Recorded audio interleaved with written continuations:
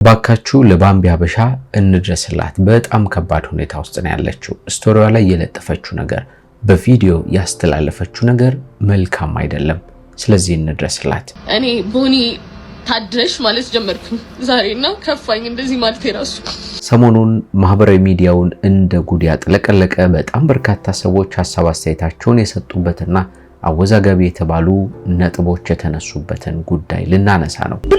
ብላ እንዳደገች በይፋ የምትናገር ሴት ለአንድ ድርጅት ሳይሆን ለአንድ ገዳም ማስታወቂያ ሰርተዋት ማየቴ ትንሽ አስደነገጠኝ። የኮሜዲያን እሸቱ መለሰና በቲክቶክ በኩል ባምቢ ሀበሻ በሚል መጠሪያ የምትታወቀው ወጣቷን ጉዳይ እናነሳለን። በዚህ ነገር ላይ አርቲስቶችና ታዋቂ ቲክቶከሮች ጭምር በጣም በርካታ ሰዎች ሐሳባቸውን ሰጥተውበታል። እኛ ማን ሆነን ማን ላይ እንፈርዳለን? ማን ስለሆነን ማን ላይ ጣታችንን እንጠቁማለን? ምንድነው ያነሱት ሐሳብ የሚለውን ቁም ነገርም እናነሳለን። ሌላኛው ግን ባምቢ ለእሸቱ መለሰ ቀጥተኛ የሆነ ምላሿን በትናንትናው ዕለት ሰጥታለች። የኔም ቤተሰቦች ያለ ልጅ ያንተም ልጅ አላባት ይቀራታል፣ ተሰሙታላችሁ። ከዚህ ባለፈ ግን ዛሬ ጧት የተለቀቀው የባምቢ ቪዲዮ በጣም አሳዝኖኛል። ምን ብላ ይሆን፣ ምን አይነት ሐሳብ ሰጥታለች የሚለውንም እንዲሁ ወደ እናንተ እናደርሳለን ማለት ነው። እኔ መጥቼ ካስቀደስኩብሽ፣ ጸበል ከተጠመቅኩብሽ፣ እናት ከሆንሽኝ ለኔ ቤተክርስቲያን በቂ ነሽ። ከዚሁ ጋር በተገናኘ ኮሜዲያን እሸቱ መለሰ ዛሬ ምሽት በይቅርታ ቪዲዮ እንደሚመጣ አስታውቋል። የይቅርታ ቪዲዮ ይዘት ምን ሊሆን ይችላል? ምን አይነት ሐሳቦችን የሚያንጸባርቅ ይሆን? ይቅርታውስ እንዴት አይነት ተስፋ ይኖረው ይሆን? ይህም ዛሬ ከምንመለከታቸው ጉዳዮቻችን መካከል አንዱ ነው። በሌላ በኩል ደግሞ ተወዳጁ ዩቲዩበር አቤል ብርሃኑ በአፍሪካ ደረጃ ትልቅ የሚባል ሽልማት እንደተሸለመ ተሰምቷል። ለምን ይሆን የተሸለመው? የሽልማቱ ሂደት ምን ይመስል ነበር የሚለውንም ወደ እናንተ የምናደርሰው ሌላኛው መረጃችን ነው።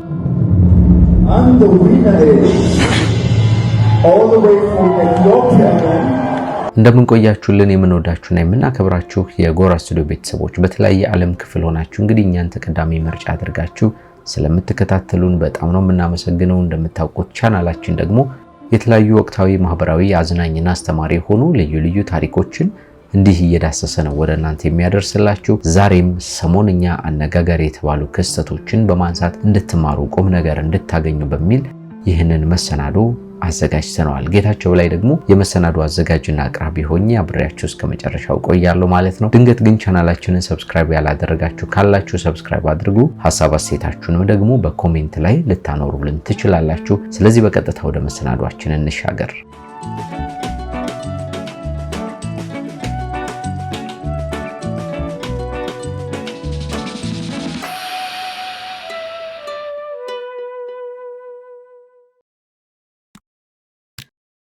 በኢትዮጵያ በዩቲዩብ ስራ ላይ በጣም ተቀዳሚ ከሚባሉና ብዙ ተከታዮችን ማፍራት ከቻሉ ዩቲዩበሮች መካከል አንዱና ዋነኛ የሆነው አቤል ብርሃኑ የወይኗ ልጅ በሚል መጠሪያ ይታወቃል።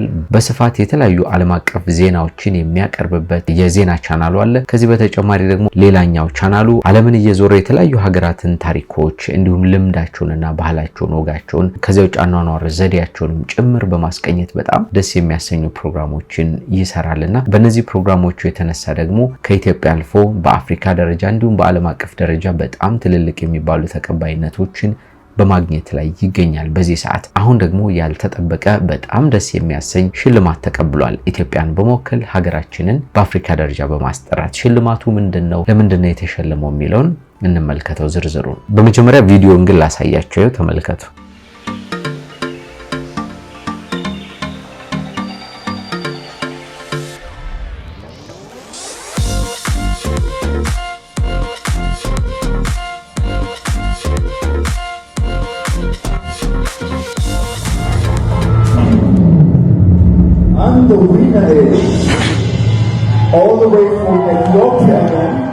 በፌስቡክ እና በቲክቶክ ገጹ በኩል ይህንን ሐሳብ አስፍሯል። አቤል ብርሃኑ ኢትዮጵያን ወክለን ተሸልመናል። ከመወዳት ሰፈሬ ከተወለድኩባት ዓለም ገና ወጥቼ ዛሬ ሀገሬን ኢትዮጵያን ወክዬ ከሰሞኑ በኬንያ ናይሮቢ ከተማ በተካሄደው የ2026 የአፍሪካን ጎልደን አዋርድስ ላይ በዚያ መድረክ ላይ የዓመቱ ምርጥ አፍሪካዊ የጉዞ ተጽዕኖ ፈጣሪ በሚለው ዘርፍ ተሸልም ያለው ይላል አቤል። የልጅነት መሻቴን ስላልከለከልከኝ፣ ህልሜን እውን ስላደረክልኝና በሄድኩበት ሁሉ ለጠበከኝ አምላክ የእግዚአብሔር ክብር ምስጋና ይሁን በማለት ለፈጣሪው ምስጋናውን አቅርቧል። የአሮጌ ስልክ ካሜራ ለመቅረጽ ስነሳ ዓለምን የማየትና ታሪኮችንም የማካፈል ህልም ብቻ ነበር የነበረኝ። በትንሹ ጉልበቴ ባራኪው ንጉስ እግዚአብሔር እየታከለበት በርካታ ሀገራትን አቋርጬ የራሴን አህጉር አፍሪካን እውቅና ስትሰጠኝ የሚሰማኝ ደስታ ወደር የለውም። ሁሌም ከጀርባ የሆናችሁ ለኔ ቆሞ መታየት የደከማችሁ በሙሉ በስም የማልጠቅሳችሁ ሁሉ ከልብ በመነጨ ምስጋና አደርሳችኋለሁ። ሽልማቱ የናንተም ጭምር ነው በማለት ነው አቤል ሐሳቡን ያኖረው። በነገራችን ላይ አቤል ብርሃኑ በጣም የሚገርመኝ ነገር ልንገራችሁ። ያለመታከት ለአመታት በተከታታይው በየቀኑ ቪዲዮዎችን በመስራት ለተመልካቾቹ በማጋራት በጣም አስገራሚ የሚባል ትትርናን ያሳየ ነውና ይህንን ትጋቱን ደግሞ ዩቲዩብ በሚገባ እየከፈለው ነው። በጥሩ መንገድ ጥሩ ክፍያ እያገኘ በመልካም ደረጃ ላይ ይገኛል። አሁን ደግሞ በአፍሪካ ደረጃ ኢትዮጵያን ወክሎ በእንዲህ አይነት ሽልማት ላይ በመሸለሙ በጣም ደስተኞች ነን። እናመሰግናለን ልንለው እንፈልጋለን። ደግሞ ወደ ተከታዩ መረጃ እንሻገር። አርቲስት መስከረም አበራና አርቲስት አማኑኤል ሀብታሙ በፕሮዲዩሰርነት እንዲሁም በተዋናይነት ጭምር የተሳተፉበት የኮከቡ ሰው የተሰኘው ቲያትር በዓለም ሲኒማ ለእይታ በበቃበት ሰዓት በጣም ደስ የሚያሰኝና አስገራሚ የሆነ ቪዲዮ ተመልክቻለሁ። ቪዲዮን አሳያችኋለሁ። እዚህ ቲያትር ላይ አርቲስት ፍቃዱ ከበደም ጭምር በተዋናይነት ተሳትፎበታል። ሌሎችም ባለሙያዎች እንዳሉበት ነው የተነገረው። ከሰሞኑ በጣም አነጋጋሪ ነበር። ቲያትሩ እስከ 50 ሺህ ብር የሚደርስ ክፍያዎችን ከፍለው ወደ ቲያትሩ ለመግባት ጓጉ ሰዎችም እንደነበሩ ሰምቻለሁ። እንግዲህ 10 ሺህ 15 ሺህ ብር የከፈሉ በጣም በርካታ ሰዎች ነበሩ፣ የቪአይፒ ቲኬት የቆረጡ ማለት ነው። በእንዲህ አይነት መንገድ በጉጉት ሲጠበቅ ቆይቶ በመጨረሻም በትናንትናው ዕለት እሁድ ሚያዝያ 25 2018 ዓ.ም በዚያው በዓለም ሲኒማ ቲያትሩ ታይቶ ካበቃ በኋላ አስገራሚ የሆነ ቪዲዮም ወጥቷል። ተመልከቱ።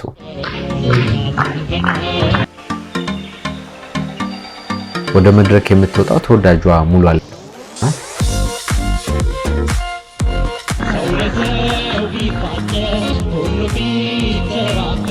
በጣም ይገርማል ያላቸው መከባበር።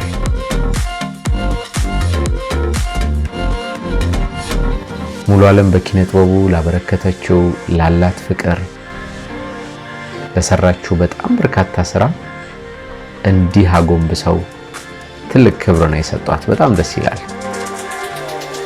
ሁሉም ተመልከቱ።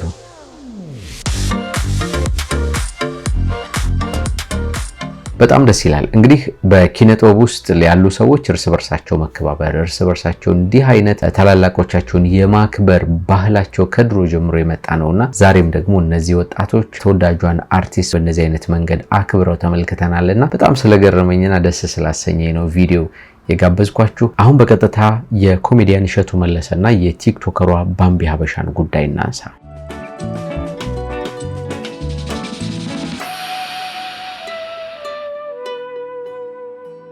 እንግዲህ እንደምታውቁት ባምቢ ሀበሻ በሚል መጠሪያ በቲክቶክ በኩል የምትታወቀው ሀና ግደይ በጣም በርካታ የቲክቶክ ቪዲዮዎችን በመስራትና በማህበራዊ ሚዲያ ላይ ተወዳጅ ከሆኑ ወጣቶች መካከል አንዷ ናት። እቺ ልጅ እንግዲህ በማህበራዊ ሚዲያ ላይ በምትሰራቸው ቪዲዮዎችና በሚመጡላት ማስታወቂያዎች ምክንያት ቤተሰቦቿን እንደምታስተዳድር፣ ታናሽ ወንድሟን እንደምታስተምር፣ በጣም በርካታ ኃላፊነቶችን ይዛ እየኖረች እንደሆነ በተለያየ አጋጣሚ ስትናገር ተደምጣለች። በቅርበት የሚያውቋት ሰዎች በአንዳንድ ቦታዎች ላይ ሲመሰክሩ እንደተመለከትኩት በጣም የዋህ፣ ለሰዎች መልካም ነገሮችን የምታስብና ቅን የምትባል ወጣት እንደሆነች ይናገራሉ። ከዚህ ባለፈ ግን በጣም ታታሪ፣ ለስራ ያላት ፍቅር በጣም ልዩ የሆነ በእንደዚህ አይነት መንገድ ህይወቷን የምትቀጥል ጎበዝ ሴት ናት ሲሉ እንሰማለን።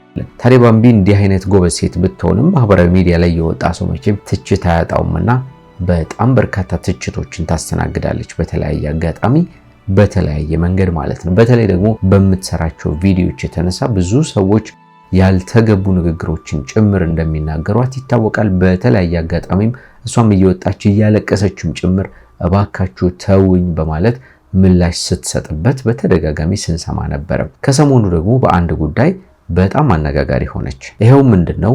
አንዳንድ ሰዎች በውስጥ መስመር ያልተገቡ ጥያቄዎችን የሚያቀርቡላት፣ ያልተገቡ ሐሳቦችን የሚያቀርቡላትን ሰዎች ምላሽ ለመስጠት ስትል ስለ ትዳር አንድ ነገር ተናገረች። ስለ ትዳር በተናገረችው ሐሳብም የተነሳ ተቃውሞ ትችት እየገጠማት መጣ። ትዳር የተከበረ የህይወት መንገድ ሆኖ ሳለ እሷ ግን አጣጥለዋለች፣ እሷ ግን ያልተገባ ንግግር ተናግራለች በሚል ነው እንግዲህ የተለያዩ ሰዎች ቪዲዮችን እየሰሩ የቆዩት ማለት ነው። በኋላ ደግሞ እንደተሰማው ከሆነ እቺ ልጅ ስለ ትዳር ጥሩ ያልሆነ ንግግር ወይም ደግሞ መልካም ያልሆነ ነገሮችን እንድትናገር ያደረጓት በውስጥ መስመር በተደጋጋሚ እየተላከላት የሚገኘው የብልግና ሐሳብ ነው ተብሎ ደግሞ መነገር ጀመረ። ይሄንን ጉዳይ እሷን በራሷ አንደበት ተናግራው ሰምተናል። ከዚህ ቀደም ስትሰራቸው በነበሩ ቪዲዮዎች ላይ እንደተገነዘብነው የእናትና የአባቷን የትዳር ህይወት እንደምታከብር ጥሩ የትዳር ምሳሌዎችም ጭምር እንደሆኑ ወላጆቿን ስለ ወላጆቿ ስትመሰክርም ነበረ። ታዲያ እንዲህ አይነት ምልከታ ያላት ልጅ ዛሬ እንዴት ስለ ትዳር ጥሩ ያልሆነ ነገር ትናገራለች የሚለው ነበር አጠያያቂ የነበረው። በዚያ ሰዓት የተናገረችው ትክክለኛ የሆነ አስተሳሰቧን ሳይሆን ሰዎች በተናገሯት ንግግር ተናዳ ለነሱ ምላሽ በምትሰጥበት አጋጣሚ ነውና ያንን አጋጣሚ ተጠቅማችሁ ደግሞ ጥሩ ያልሆነ ነገር አትናገሯት እያሉ ሐሳባቸውን የሰጡ ሰዎች በጣም በርካታ ናቸው። ከነዚህ መካከል ደግሞ እችኛዋ ተወዳጅ ቲክቶከር እንዲህ ብላለች። ባምቢን እያየው ነበር ሰሞኑንና ላይቭ ላይ መጨረሻ ላይ ቤተሰቤን ላስተዳድርበት ልኖርበት ያልችው ቪዲዮ አሳዘነችኝ በጣምና ግን ኖርማሊ ብዙ ሰው ኦፌንድድ የሆነው ትዳር እኮ ውድ ነገር አይደለም ምናምን በማለቷ ነውና እኔ አንድ ትዳሩን በጣም እንደሚወድ ትዳሩን እንደሚያከብር እዚህ ምድር ላይ ከተደረገለት ነገር ሁሉ ትልቁ ነገሩ ትዳሩ እንደሆነ ሰው ልንገራችሁ። እሷ ባለ ትዳር አይደለችም፣ ስለ ትዳር አታውቅም። ግን ትዳር እንዳይከበር እና ትዳር እንዲናቅ እያደረጉ ያሉት ራሳቸው ባለ ትዳሮች ናቸው። ባለ ትዳር ሆኖ ቺት የሚያደርገው እኔ ስንት ባለ ትዳር ይጽፍላታል እሷ። ለዛ ነው ትዳር የተከበረ ነገር መሆኑን ማወቅ ያልቻለችው ለዛ ሊሆን ይችላል። ስለዚህ ባለ ትዳር ሆነ እሷ ዲኤም ውስጥ ያለው ትዳርን አክብተ የልጆችና የሚስትን ፕሮፋይል አርገ ሌላ ሴት ጋር ምናምን ባትጽፍ ኖሮ እሷም ባለ ትዳር እኔ ጋር አይመጣም። እውነትም እንዴት ትዳር የተከበረ ነገር ነው ትል ነበር። ስለዚህ ትዳር የምናስከብረው እኛው ባለ ትዳሮች ነን። አንድ ትዳር ችንን በማክበር ሚስታችንን በመውደድ ባላችንን በመውደድ ልጆቻችንን አብሮ በማሳደግ ሚዲያ ላይ በደለኝ ገደለኝ እንዲያረጋት ደበደበኝ መሰዳደብ ምናምን ነው። እኛ አሁን በጣም ነው የሚያስፈራኝ። ኔክስት ጄነሬሽን እንዴት ነው ትዳርን የማይፈራው ሁላ እስክል በጣም ነው የሚያስፈራኝ። ትዳርን እንዲፈሩ እያደረግን ያለ ነው እኛው ራሳችን ባለ ትዳሮች ነን። ስለዚህ ትዳር ዝም ብሎ አግብቷል ለመባል ሳይሆን የምትከበሩበት ይሁን። ባላችሁን አክብሩ፣ ሚስታችሁን አክብሩ፣ ተዋደዱ፣ አትወስልቱ፣ ዝሙትን አስወግዱ።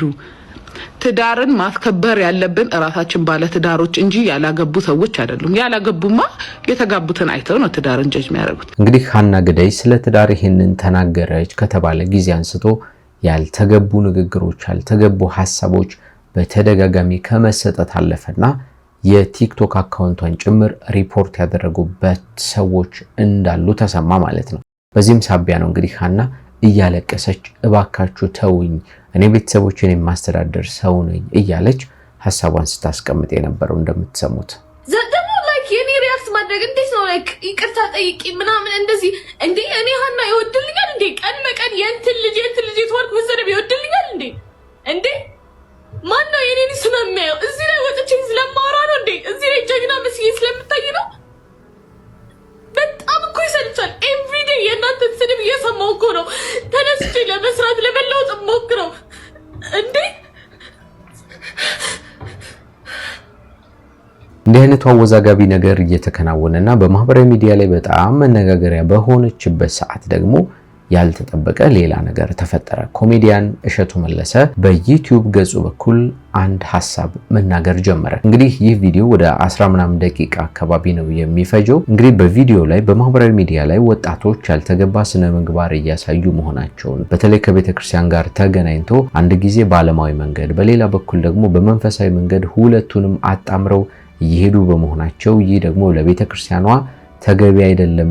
ሲፈልጉ ሺሻ ቤት ሲፈልጉ ቅዳሴ ቤት በሁለቱም መንገድ እየሄዱ ነውና ይህ ትክክል አይደለም፣ ቤተክርስቲያኗንም የሚወክሏት ሰዎች መታወቅ አለባቸው የሚሉና ሌሎችንም ሐሳቦችን አንጸባርቆ ነበር። ከዚህ ባለፈ ግን በቀጥታ መልእክቱ ለባምቢ ሀበሻም የሚመስል አንድ ሐሳብ ሲናገር ተደምጧል። ስሙት። ገጠይ ነገር ግን በዝሙት ቀስቃሽ ዳንሶቿ የምትታወቅ በዝሙት ቢያልፍልኝ እናንተ ምን ቸገራችሁ የምትል ከባለ ሀብት ጋር የመተኛት እድሉን ባገኝ አይኔን አላሽም ያለች መግለጫ የምትሰጥ ብልቅ ብላ እንዳደገች በይፋ የምትናገር ሴት ለአንድ ድርጅት ሳይሆን ለአንድ ገዳም ማስታወቂያ ሰርተዋት ማየቴ ትንሽ አስደነገጠኝ። እምላችሁ በኃጢአት እንደምበልጣት ቅንጣት ታክል አልጠራጠርም። ነገር ግን በአደባባይ ኃጢአትን በመስበክ አዋርድ ያላትን ሴት የገዳም ማስታወቂያ ስትሰራ ማየት ለታዳጊ ልጆች ምንም ያክል የቆሸሸ ስብዕና ቢኖራችሁም ቤተክርስቲያን በእናንተ ትወከላለች የሚል ግንዛቤ ይፈጥራል። ታዲያ የዚህችን ልጅ ግብር ልክ አይደለም ብሎ መገሰጽና ማውገዝ ከአባቶች ሲጠበቅ ጭራሽ በብልግና ከሚያደንቋችሁም ቢሆን ገንዘብ አምጡልን ይባላል። እንግዲህ በቪዲዮ ላይ እንደተመለከታችሁት ቲክቶከሯን ባምቢ ሀበሻን ለመናገር የተፈለገ የሚመስል ይህ ቪዲዮ መሰራጨት ጀመረ። ቪዲዮ ከተሰራጨ ጊዜ አንስቶ እንግዲህ በጣም በርካታ አስተያየቶች ናቸው ሲሰጡ የነበረው። አንዳንዶቹ እሸቱ ትክክል ነው ይላሉ፣ ሌላኞቹ ደግሞ አይ ልክ አይደለም፣ በእነዚህ አይነት መንገድ መናገር አልነበረበትም በፍጹም የሚሉ ሐሳቦች መንጸባረቅ ጀመሩ ማለት ነው። በተለይ ብዙ ሰዎች የተቀየሙበት የተናደዱበትና ለምን እንዲህ ሆነ ብለው ሐሳባቸውን የሰጡበት ጉዳይ እቺ ልጅ የገዳም ማስታወቂያ መስራት አልነበረባትም የሚል ነው። እሷ እንደተናገረችው ከሆነ የገዳም ማስታወቂያ ከተውኩ እኮ ብዙ ዘመን አለፈኝ፣ ብዙ ጊዜ አለፈኝና አሁን ላይ ይህን ሐሳብ አምጥቶ መናገሩ ለምን አስፈለገ የሚል ጥያቄ ተነስቶ ነበር። ከዚሁ ጋር በተገናኘ ደግሞ ቤተክርስቲያን እኮ ሁሉም ሰዎችን ሁሉም ልጆቿን እኩል የምታይ እንጂ እኛ እንደምንለው እኛ እንደምናስቀምጠው መመዘኛ ያላት አይደለችምና እንዲህ መናገር አልነበረበትም የሚል ሐሳባቸውን በስፋት ነው ሲሰጡ የነበረው። ለማንኛውም ይህንን ቪዲዮ እስኪ እንስማው። አንድ የምወደው ቃል አለ፣ ያየህብኝን ያላሳየህብኝ። እግዚአብሔር ያየውን ሰው አይቶ ቢሆን ኖሮ እግዚአብሔር ያየብንን ያወቀብንን ሰው አውቆ ቢሆን ኖሮ ምናልባት እንኳን አይደለም ከእግዚአብሔር ቤት ከእግዚአብሔር ደጅ ይቅርና ከሰዎች በር ላይም እንኳን ላንቆም እንችል ነበር። ግን እግዚአብሔር እንደዛ አይነት አምላክ አይደለም። እግዚአብሔር የተገፉትን ካሉት በጎቹ ይልቅ የጠፋውን በግ የሚፈልግ ነውና የእግዚአብሔር ምሕረትና ቸርነቱ በህይወት ዘመኔ ሁሉ ያስደንቀኛል። እኛ ማን ሆነን ማን ላይ እንፈርዳለን? ማን ስለሆነን ማን ላይ ጣታችንን እንጠቁማለን? እንደ እግዚአብሔር ያለ ማንም የለም። ከነ ኃጢአታችን የወደደን ካለ በጎ ምግባር እሱ ስለፈቀደ እንጂ ማንም ተገብቶት ብቁ ስለሆነ ስለተገባው ስለቻለ የእግዚአብሔርን መንግስት የሚወርስ የለም። በእግዚአብሔር ልክ ጽድቅ የለም። እንደሰማችሁት ተወዳጇ አርቲስት ባዩሽ ከበደ እሸቱ መለሰ ለሰጠው ሐሳብ ምላሽ የሚመስልና ከመጽሐፍ ቅዱስ ጥቅስ ጋር በማገናኘት በቀጥታ ስለ ጉዳዩ በእንዲህ አይነት መንገድ ሐሳቧን አስቀምጣለች ማለት ነው። በሌላ በኩል ያሉት ሰዎች ደግሞ እሸቱ ትክክል ነው፣ ለምንድን ነው እሱን የምትናገሩት? አንዳንድ ነገሮች እኮ በግልጽ መነገር አለባቸው፣ ተቆጭም ያስፈልጋሉ፣ ኃይል ይባል ይገባል ወጣቱ የሚሉ ደግሞ ልዩ ልዩ አስተያየቶችም ሲሰጡ ነበር። በነገራችን ላይ ብዙ እንደተቃወሙ አውቃለሁ። ነገር ግን ትክክለኛ መልእክትን ያስተላልፈው ብዬ አስባለሁ። ማንም ሰው ፈራጅ አይደለም። ሁላችንም ከእግዚአብሔር በታች ነን። ሁላችንም ኃጢአት አለብን። ግን ማይሆን ነገር ደግሞ አይሆንም ነው መባል ያለበት። መወገዝ ያለበት ነገር መስተካከል ያለበት ነገር ከሆነ መስተካከል አለበት እና ፈራጅ አይደለንም ተብሎ ተፈርቶ አስተያየት አይሰጥ፣ ትክክለኛ ነገር ትውልዱን የሚቀርጽ ትክክለኛ አስተያየት አይሰጥ ነው የምትሉት? እንግዲህ እነዚህና መሰል ሐሳቦች በስፋት በማህበራዊ ሚዲያ ላይ እየተሰጡ ነበር። በነገራችን ላይ እኔ እንደ ምሳሌ አንዳንዶቹን መረጥ አድርጌ ያቀረብኩላችሁ እንጂ ማህበራዊ ሚዲያ ላይ በዚህ ነገር ነው የተጠለቀለቀው። ብዙ ሐሳቦች ናቸው የተሰጡት። እነዚህ ነገሮች ከወጡ በኋላ ደግሞ ባምቢ ሐሳብ አለኝ ምላሽ አለኝ በማለት የተለያዩ ነጥቦችን በማንሳት ነው ያቀረበችው። እንግዲህ ባምቢ ጠቅለል አድርጌ ስነግራችሁ በዚህ ቪዲዮ ላይ በእሸቱ በጣም የተናደደች ትመስላለች። እኔ እንዲያውም ልዩ ልዩ መረጃዎች ስላሉኝ እነሱን አወጣቸዋለሁ። ስለዚህ በቅርብ ቀን ወይ ይቅርታ መጠየቅ አለብህ፣ አለበለዚያ ደግሞ በአንተም በእኔ መካከል ህይወታችን መስቀልቀሉ ይወጣል። ያልተፈለጉ ያልተጠበቁ ነገሮች ከመከሰታቸው በፊት ይቅርታ ጠይቀኝ የሚል ሐሳቧንም አስቀምጣለች። ባምቢ ሀበሻም አስፈለገ ከዚህ በኋላ ከነ ማስረጃ እያወጣሁ አሳያለሁ ምን እንደምታደርግ ማለት ነው። ለየትኛውም ፈጣሪም ቤተክርስቲያኑ ማስተሰብ ለዩቱብ እንዴት እንደምትሸቃቀር አሳያለሁ።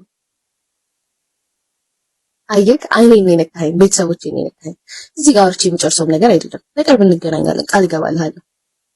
ለምን ምን ችግር አለው በሞትስ? ቤተሰቦቼ እኮ ናቸው። አይ ዶንት ኬር ገባት። የኔም ቤተሰቦች ያለ ልጅ ያንተም ልጅ ያላባት ይቀራታል። በዚህ ንግግር እንግዲህ እነዚህ ነገሮች ሁሉ ካበቁ ከተከናወኑ በኋላ በዛሬው ዕለት ጠዋት ላይ ደግሞ በጣም ያልጠበቅኩት ባምቢ በጣም በሚያሳዝን ስሜትና መንፈስ ውስጥ ሆና ይህንን ቪዲዮ ሰርታ ተመለከትኩ። ላስት ዋርኒንግ ላይ ያለው አካውንቴ ኦልሞስት ሁሉም ቪዲዮዎች ጠፍተዋል። ማስተላለፍ የመጣው ሐሳብ የኢትዮጵያ ኦርቶዶክስ ቤተክርስቲያን ከዚህ በኋላ እኔ ጋር እንዳትመጪ ተወክለኛለሽ ብለሽ እኔ አልወክልሽም። እሺ እናቴ አንቺን ሌቦች ምኖች ናቸው ሊወክሉሽ የከበቡሽና እኔ ልረዳሽ አልችልም።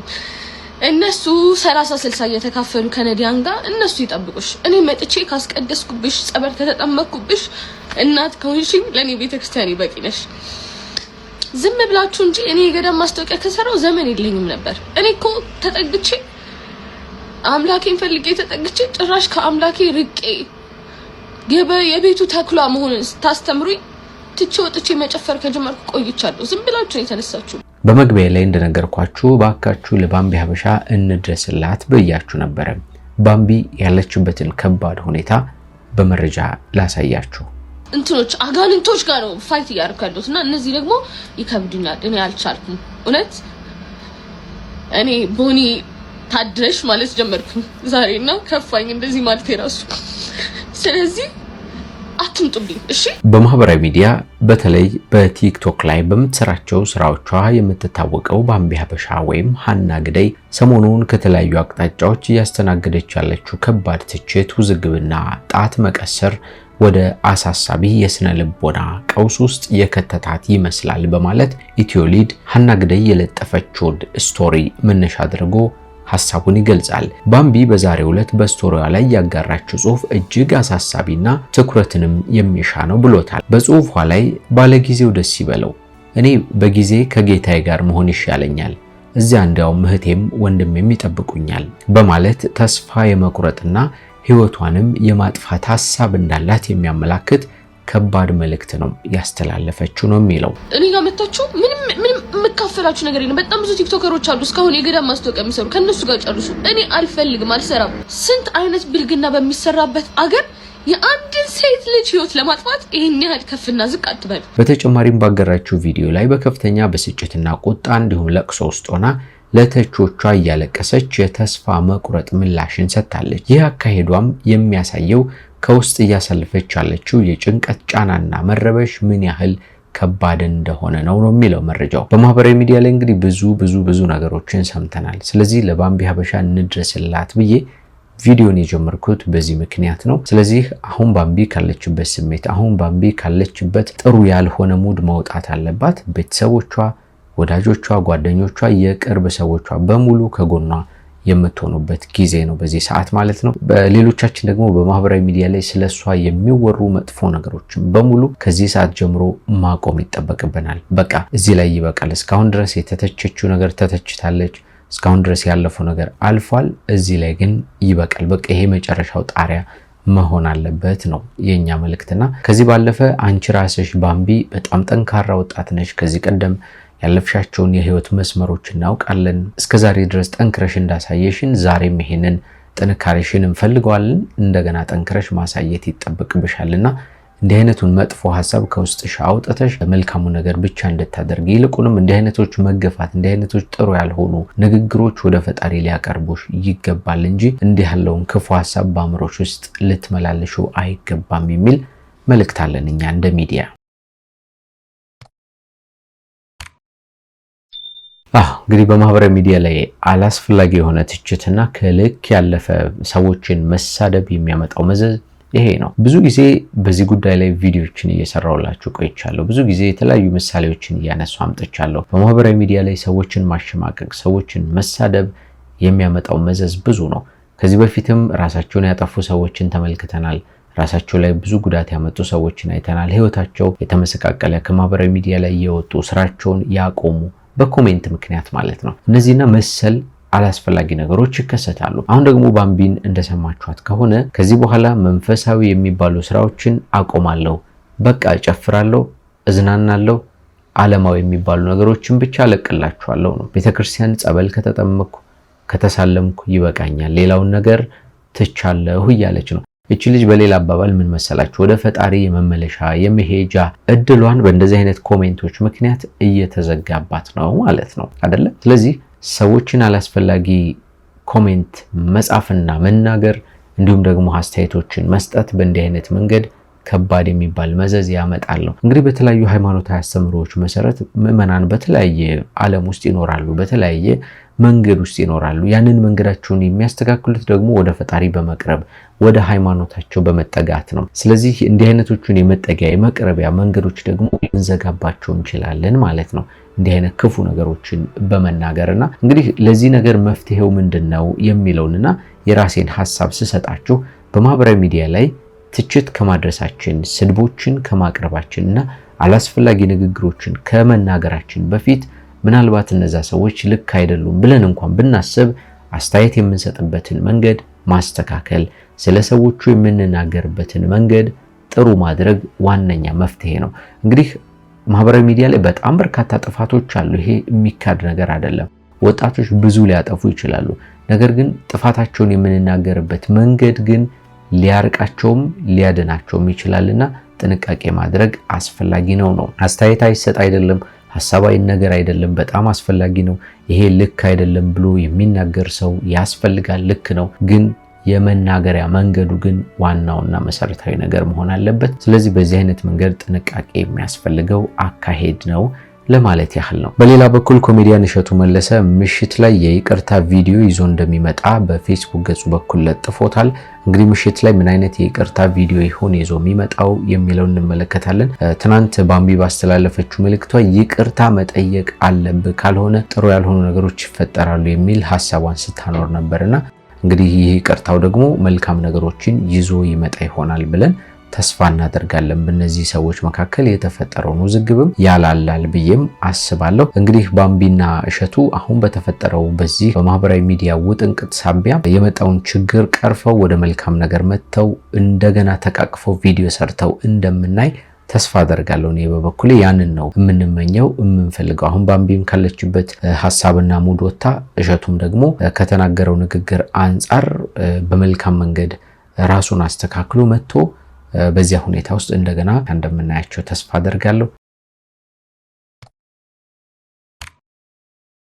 እንግዲህ በተለያየ ዓለም ክፍል ሆናችሁ እኛን ተቀዳሚ ምርጫ አድርጋችሁ የምትከታተሉን የምታደምጡንና የምትሰሙን ውድና የተከበራችሁ ተመልካቾች ከሰሞኑ በጣም አነጋጋሪ የተባሉትን ክስተቶች በተወሰነ መንገድ አንስተን እንዲተነጋገርንባቸው በተለይ የባምቢ ሀበሻንና የእሸቱ መለሰን ጉዳይ በተወሰነ መንገድ እንዲህ አንስተነዋል።